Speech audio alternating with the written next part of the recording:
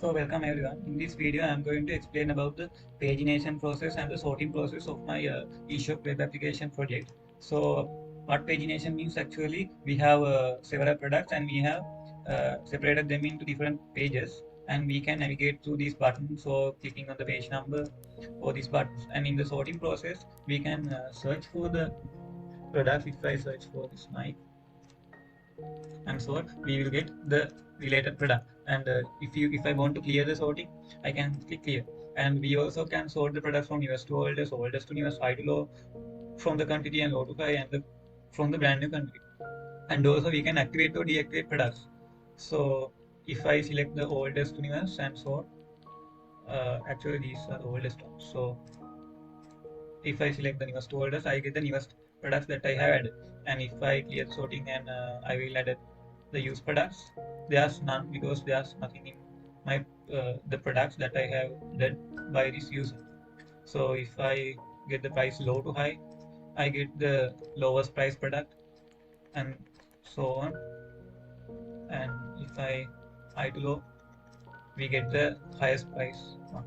So let's move to the coding part of this sorting process and pagination process. So if I move to my products with PHP, we can see that in the sorting part there is functions of on-click sort and on-click clear sort, and also there's functions as, so also we have the on-click send ID function.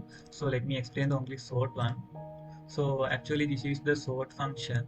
This actually sorts the products by catching. Actually first we get the input from that the user adds here, and then catch it by the ID, then we assign it to this variable and see whether the user has selected one of these options.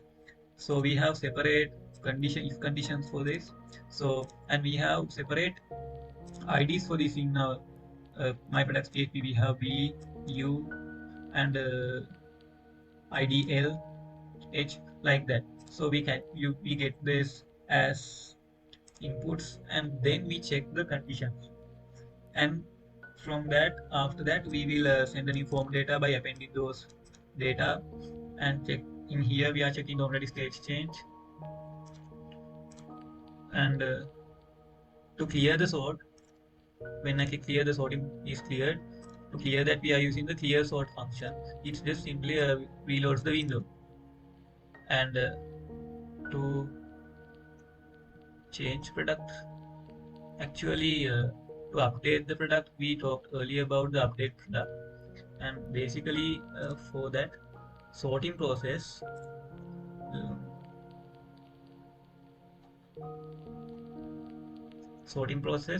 we send all this data to sort process.php using a post method. And if we go to sort process.php, we can see that we are getting the product for that user's email and assigning it to the query.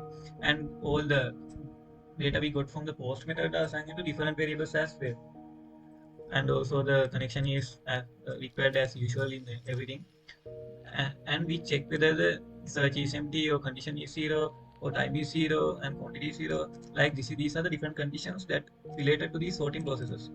So like this, and then we are actually editing the query. And here in the card, we can activate and deactivate the product.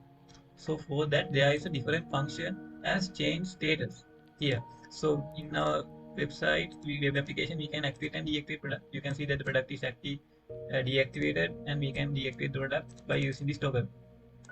So how that works is that we are getting the product, we are actually assigning the product ID to the ID that we get from the change status.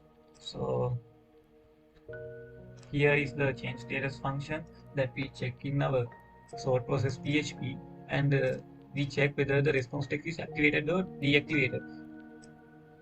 Then we are reloading the window after the sorting process works here, and else we will alert this. So to get that function, we are sending these product ID using Ajax and using the get method to change process.php.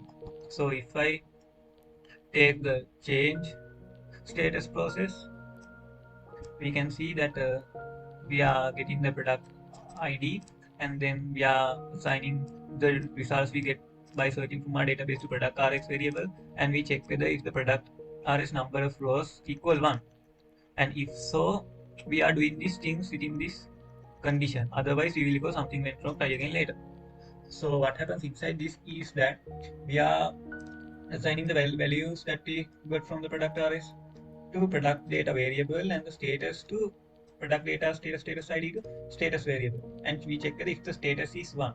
If the status is 1, we will update the database to status 2 and it will deactivate it, or else we do the vice versa. So these are the things that we check in here, whether it's activated or deactivated as the response takes. So that's how basically our web application sorting part works. So thanks for watching. Let's meet in the next video.